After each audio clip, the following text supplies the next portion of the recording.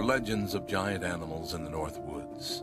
Sacred legends secretly passed down for generations by indigenous tribal elders. They believe they should be left alone.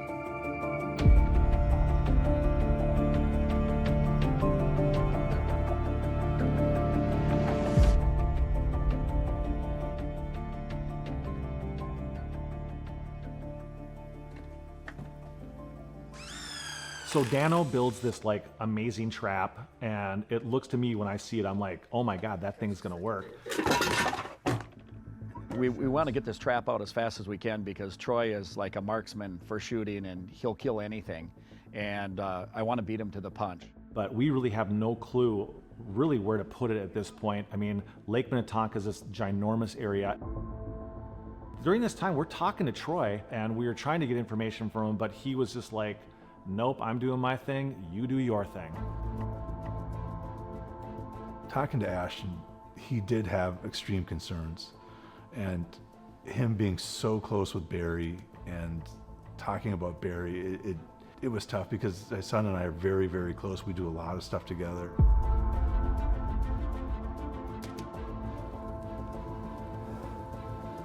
I feel like, holy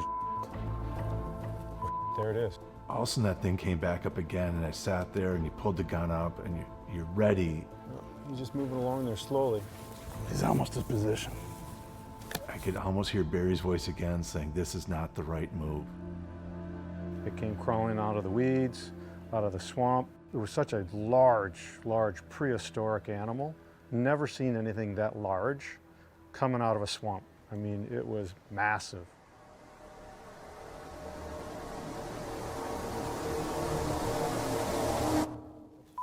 I can't do it. And you know you spent so much time and you had to ask yourself, what is the reason I'm doing it? Call Pete. All right. At least we know where it's at. That's the important thing.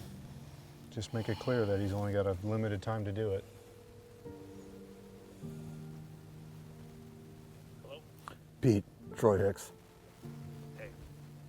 Can you guys guarantee me you can capture this thing and move him to a safe place? Yeah. You got tops 2 days. I know where he is right now. I'm staring at him. I decided to let him live, but you have to guarantee me you can get him out into a safe place. I tracked this thing. I knew exactly where it was going to come out. I could tell you to within a meter of where that thing was going to come out. So I said, just please put it here. This is how it's going to happen. I knew how to push this thing the right direction. So I know exactly where he's going to drop. So I text that info and I'll start pushing him now. Excellent. Thank you. Okay, bye. When Troy decided not to shoot it, I supported him 100%. I kind of felt that, you know, by taking something so old that was so prehistoric, might have been wrong. And I think it was the right thing to do. Even though we were concerned about danger, it actually never really attacked anything yet, but we were being preemptive. I just watch him for a little bit and we'll head out. You got it. Oh, he's eating your bait. Jesus. He's a hungry guy. You know, sometimes when you're looking at something, you need to have somebody closer to you to kind of say, maybe that's not the right way to look at things. And it gave me another option on how to look at it. You know, then I felt like I did the right thing, not only for my son, but also for my friend Barry. I have no idea why he made that decision at the time. I just was like, hey, you know what? I'll take it. All the work that he'd put into hunting this thing the entire year all of a sudden came to our benefit.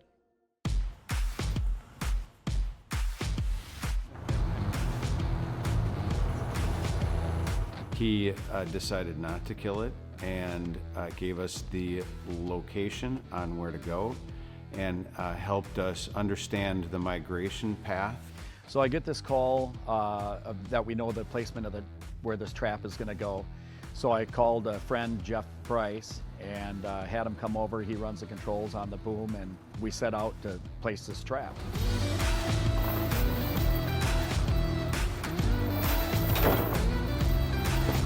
Hey, don't crush it.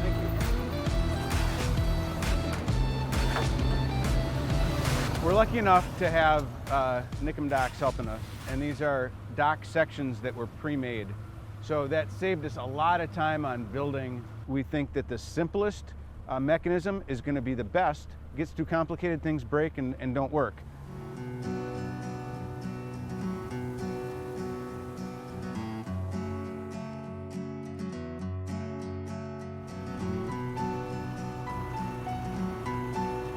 Get right in the channel part of it. Over here? Yeah, so the idea is that this crate is going to be submerged part way. We don't want it to be submerged completely. A turtle has to breathe. So we're going to drop it down to about this level. Hopefully we can find a nice level spot for that to do that. And then the turtle, because we can't be on it all the time, will come up, be able to stick his head up, breathe, and go back down. So setting this trap, it took a lot of factors. We had wind, we have the lake, and you're buoyant, so you're not on a solid ground and you're bouncing around, and you have to be precise with this crane. You move the wrong lever and you could take someone off the deck of the barge. You got to be very precise and good at what you do, and safety is always first with us. Are you thinking more to the left? Yeah, it's a little closer.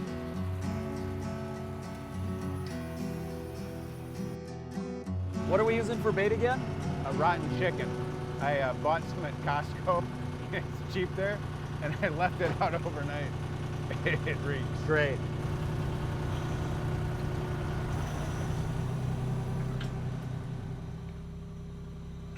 Yeah, right there, perfect. That's perfect. The door's open. Awesome.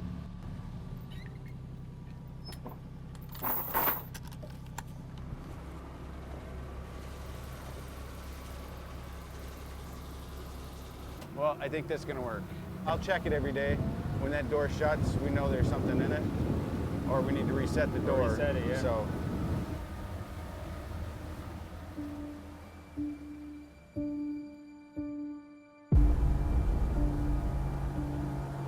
It's day 2 of trapping. The guys are going to go out and check it. Super excited, waiting by the phone, and hopefully we'll get some good news.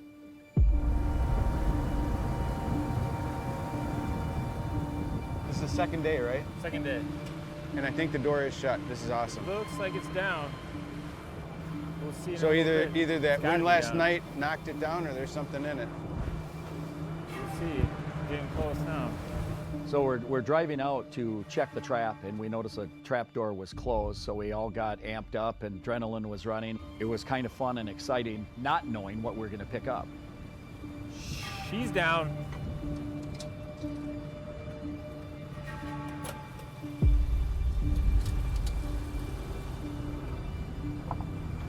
Whoa, whoa, whoa! There's something in it, guys. It's in there. We got him.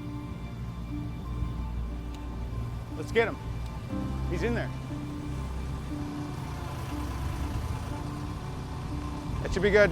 We get up to it, hook up to the trap, and our crane runs about 22,000 pounds at 10 feet out, and it was straining at 80%. It's in there. It's moving around. And it basically jarred the whole barge, which is very hard to do. It is 16 feet wide and 60 feet long, so it's pretty hard to shake that barge. Brett and Jeff were lifting that thing up. You could hear the crane really stressing because of the weight. Almost maxing it out on that one. Is that what that beeping was? What's that beeping? I gotta call Pete, you guys. We gotta get him out here.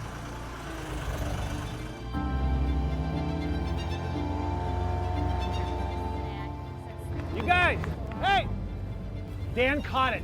I need you guys' help. We gotta get back to the barn. Will you guys help me out? Yeah. It is absolutely gonna himself. Jeffrey said it maxed out the bar, or the lift. Okay, you guys, grab the water. We gotta go pick up Dane. Let's get in the truck and let's get going.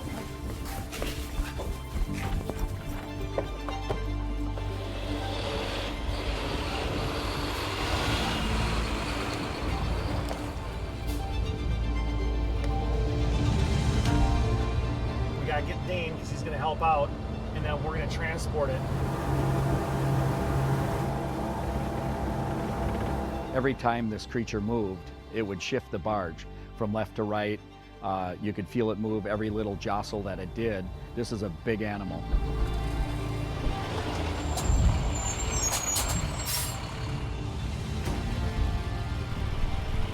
Hop in.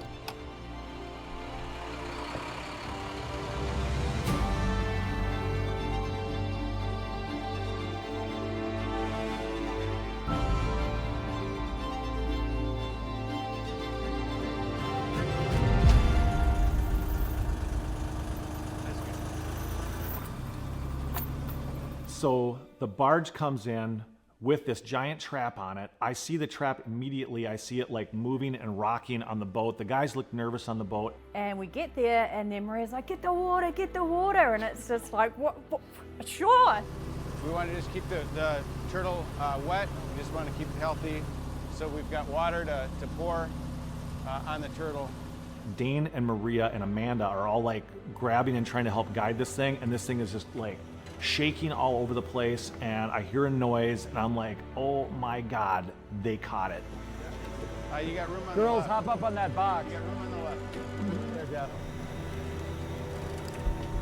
It was exciting and terrifying, and I'm freaking out. Maria's freaking out, but we're there to help out. And it's just shaking and shuddering. Yeah, it's big. Moving. Unbelievable, the power and the strength in this. I'm surprised that the trap even held.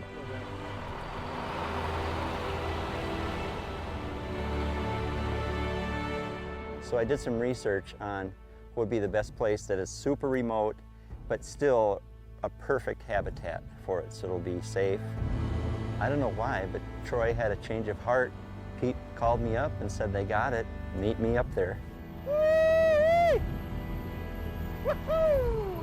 All right. Holy crap! You got her! Elroy, we're spent. When Pete pulled up in that truck, I couldn't believe it. I couldn't believe the size of that crate. I couldn't believe that they caught the thing. Woo! Yeah. We put it in this super remote area, and I didn't even let the cameramen go see where it was, because I don't want anybody knowing where this thing is. Sorry, dude, no filming. We gotta stop filming, because we don't want people to know where this is. So, film crew's gotta get out of here. And it is safe, trust me. Nobody's gonna find this thing.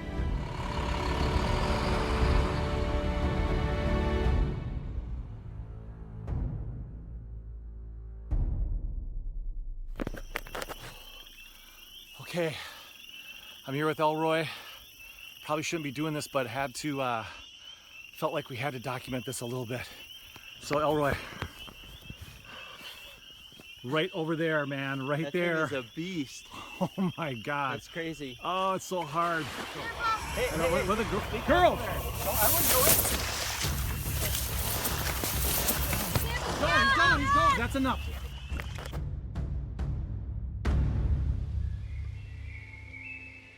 Out of respect for Tom, I didn't want it to be videotaped, especially, showing where it was being released and everything. And so Pete was just going to keep the camera on me.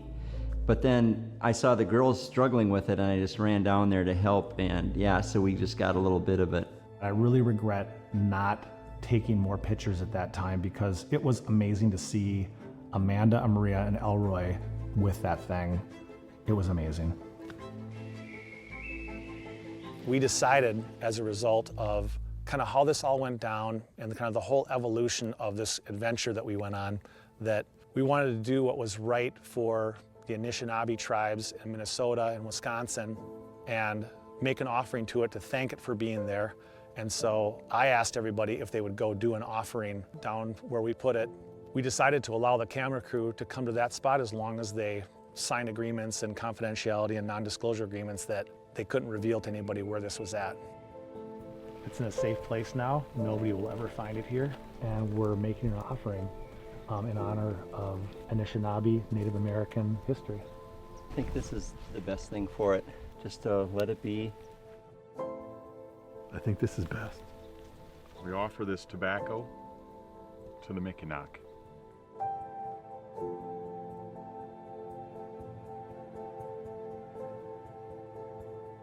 For everybody who has a passion for something, there's just something innate that draws them to it. And for me, as a young child, I was drawn to nature and specifically to turtles. There's nothing more beautiful than being out in the woods or in a stream or in a pond or lake and seeing these animals for what they are in their natural habitat. When many other types of animals came and went, turtles persisted. This is just a group that people should hopefully love, and hopefully they should want to help them persist on this planet for the next 1 million to 2 million years. Yeah, right on, man. That sounds good. I can't thank you enough. All right. Appreciate it. Take care.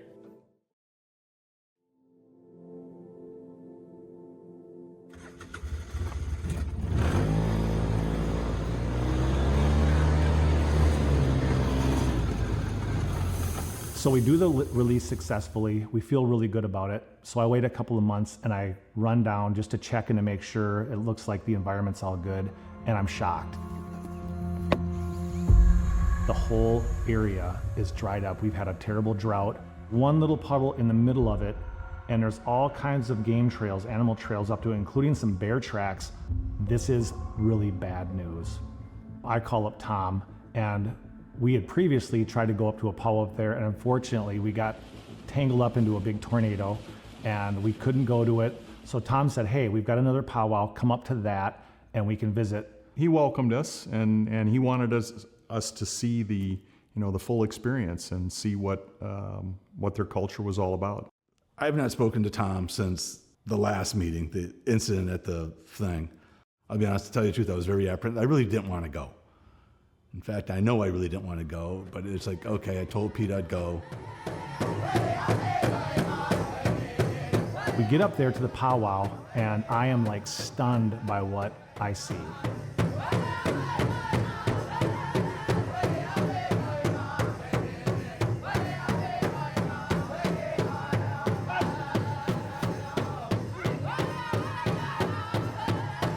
Tom said something to me beforehand that was really important.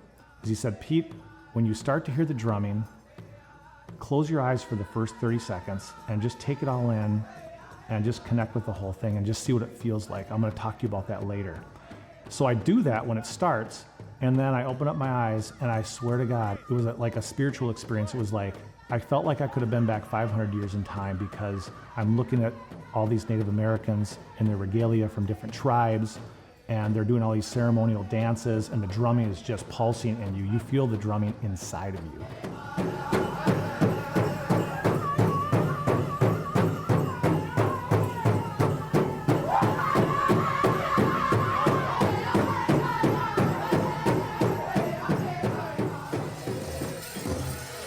Oh, here comes Tom.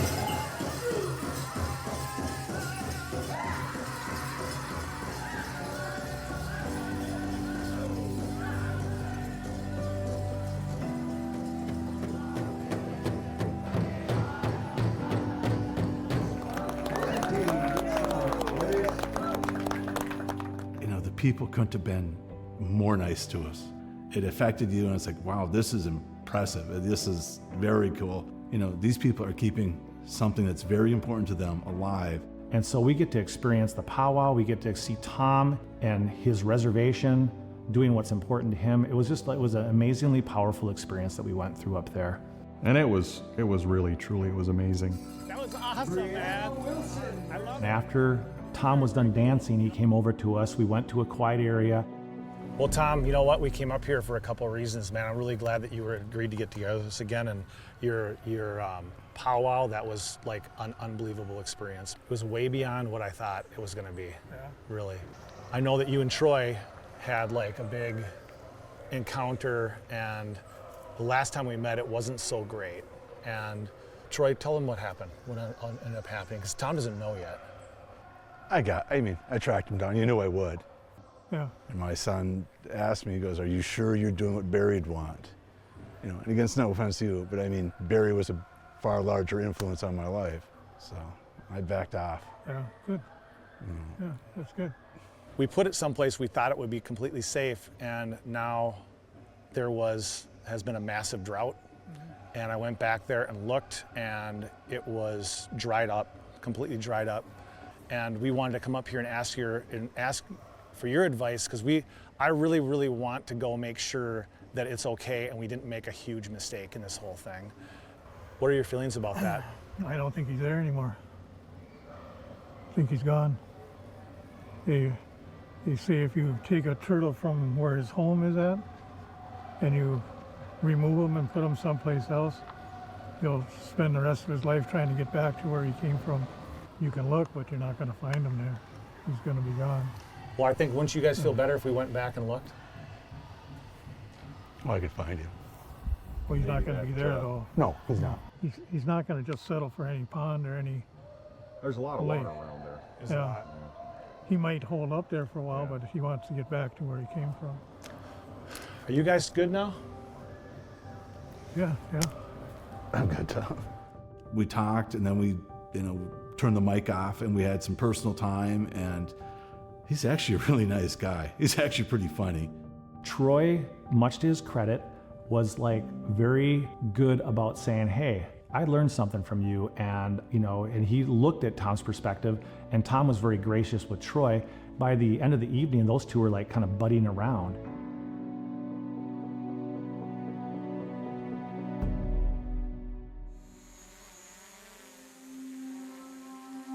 So we get Tom's blessing basically to go back looking for it, and he's like, you're not gonna find it, it's not gonna be there anymore, it's gonna have moved on, it's gonna have gone back to where it was to begin with. And he was right, it had moved on, and we went out searching very nearby. Pete asked me to start tracking this thing down. You have to segment the area. It's not going to go too deep, and you just keep making grids of this lake. You just start droning, and it takes forever.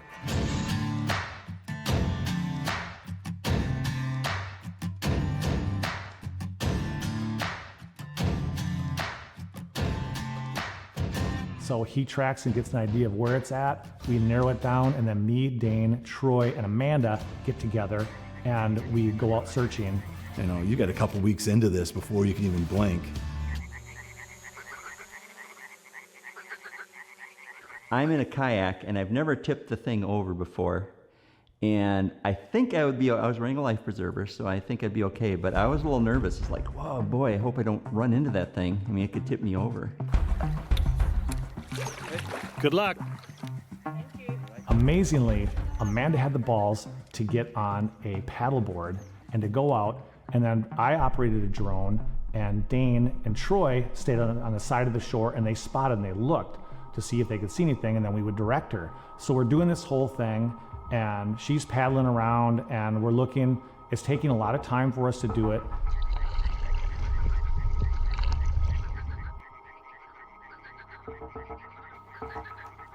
I'm remembering, when we let the Mikinaak go, and the size of it,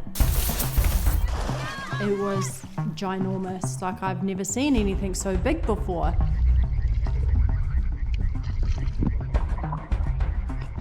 I look down, and then I see some bubbles. Oh my God. And then I freak out. I see this huge big shadow, and I'm like, I'm sure it's it. I'm in so much shock, I fall off.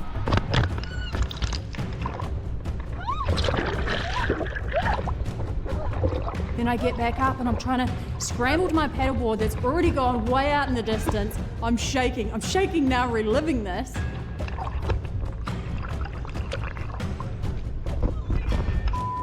I hear her yell something, and I get the drone on her right away, and she's looking down. I can't see what's going on with the drone, and all of a sudden she freaks out and goes flying off of the paddleboard into the water. We can hear her from the shore screaming and yelling and struggling and paddling to get back up onto the paddleboard. So we end up getting into shore. She comes in, and she comes walking up, and she's like, I saw something. It freaked me out. I think I've got something on the drone, and so me, Amanda, and Elroy go back to the man cave to scrub through the footage and look at it and see what the drone shows us. I'm really excited to go back and see what that was, because there was something in the water down there, and it was big. All right. See what we so got. Let's see here. So I'm just going along the edge here, and this is the first thing that like stood out, right? I mean, that looks like a giant turtle shell, right? Yeah. And then so I zoom in on that, and I look over here. It's like, no, that's not it. Man, we've done so much of this in the last 2 weeks. It's unbelievable. So just working this edge along here, and I see something else right there, nothing. And then we go over here, nothing, and then right there. Yeah, there's something there for sure. Zoom in And there. So we zoom in. There it is. Wait, I lost it. Right there. Oh my gosh. Look at Wow. Wait a Are you second. kidding me? That's a giant. Right there. Wow. Right here. Yeah, look at that. There's the shell. Wow. And then we got the head. You can see the point of the head here. There's a bunch of like algae and stuff like that that's kind of sitting He's got underneath, his head in the but weeds. That's massive. Look at the drone. Yeah. Man. Yeah, that's ridiculous. Like miraculously lucky reflection on the water Right. Yeah. to create some sort of scale to this whole thing, and that's massive. Holy smokes. Oh my gosh. And Amanda, now I know why you fell off your... Right? Now you know why I was shaking when I saw that. Yeah. Oh my gosh, you know what? We gotta call Troy. That's pretty cool. And Dane and get them over. We got it. It's awesome to see it. It's safe. And so I immediately get on my phone, call up Troy and Dane, and go, let's get together at the campfire.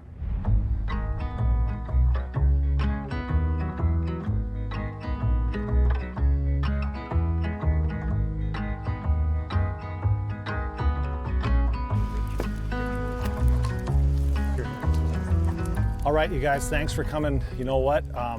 Amanda and Elroy will confirm. We just looked at the footage and we got a picture of it. Tom was right. It didn't stay where we put it, but there's like one really important question to ask.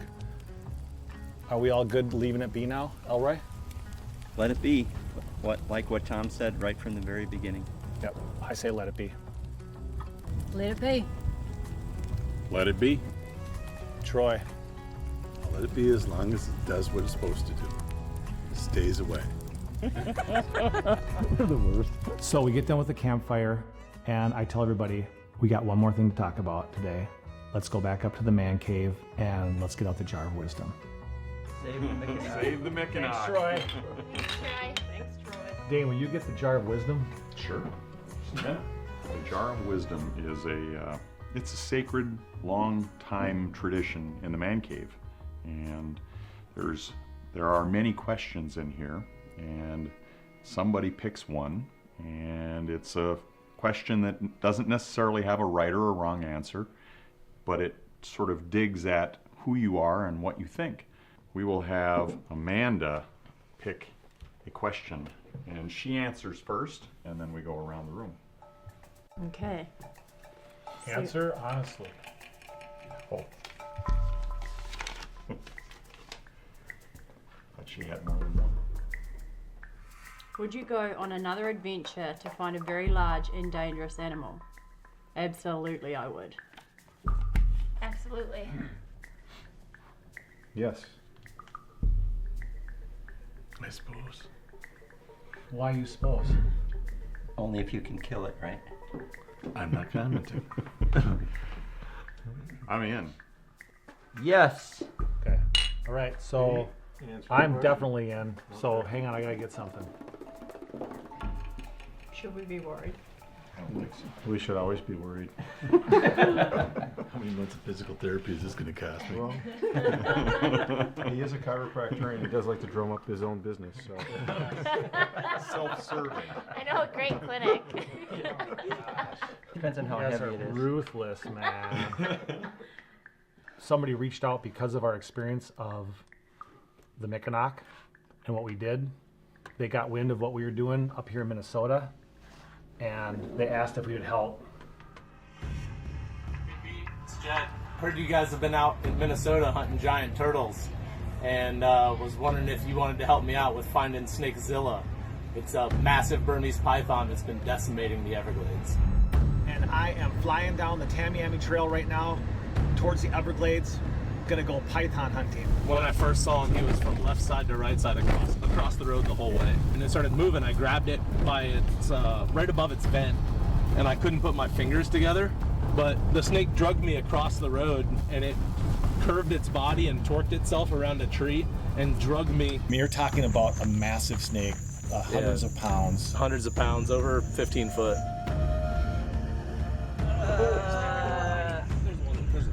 Not until you have to. All right, go for it. You know, a big 16-foot python. I've been tagged by one before. You just bleed just at a range. Oh, dude, yeah. The focus. There you go. So there. Yeah. And I got a couple pretty hard. Is he squeezing pretty good? What do you say we keep moving? This is creepy, guys. Yeah. And it drugged me across the dirt road and over to the edge of the water, which is where I let go. So Oh my gosh. You just stay away from the bitey end, and then usually you're all right. Ooh. This is an invasive species down there that's decimating the Everglades down there. There's many people that have seen this snake. He had it in his hands at one time, and he couldn't hold it. He was by himself. He was waiting for people, and it just started pulling him. So he, as he said in that, he let go of it. It has wiped out the bird populations down there. It's wiped out the raccoons, deer, everything. And you know, the one we caught that night, he said is probably an offspring of that giant snake that they call down there. It's rumored to be called snakezilla. It is like destroying the ecology of the Everglades. Those guys, Jed and his buddy Ryan, the other guy's a biologist, and he's like, they're destroying the Everglades right now. So he said, you know what? Come on down and help us find it. Troy, I'm in. This is something that has to be, when mine. you catch one of those, it has to be dispatched because it's invasive and there's nothing you can, you could catch it and try to send it back to Burma or to South America, but they won't take it because they now have like viruses and stuff in them that would infect their populations of the naturally occurring snakes down there. I was out in the Everglades with those guys in the dark, and it's scary. What Jed said is, he said, I'll keep everybody safe, but just stay away from the bitey end. Okay. Is snakezilla that big? Yes, that's how big it is. Wow. Yeah. They said that snakezilla is at least 15 feet. This one was, like they said, 15 and a half feet, 16 feet long. Just that one we caught, which was 6 feet long, scared the living daylights out of me. And when it wrapped around my arm, it like choked my arm off, okay? And the guy had to unwrap it eventually. No, this is no joke, you guys. I'll tell you something, the person that looked the most scared was Elroy. When I see a snake, I freak out. I scream like a little girl. Well, I'm sure that the camera crew would love that. If there's one person I'm gonna make sure is down there on the front lines when we go searching for snakezilla, it's gonna be the great and mighty Eroy. No, I'm like Indiana Jones. Oh, okay. He hated snakes too. Yeah. So there you go. I'm in good company. We'll get you a vest and a hat. And a whip. And a whip. Yeah. There you go. I was surprised, man. Everybody was like, oh yes, heck yes, we are in. Looks like we're going to the Everglades.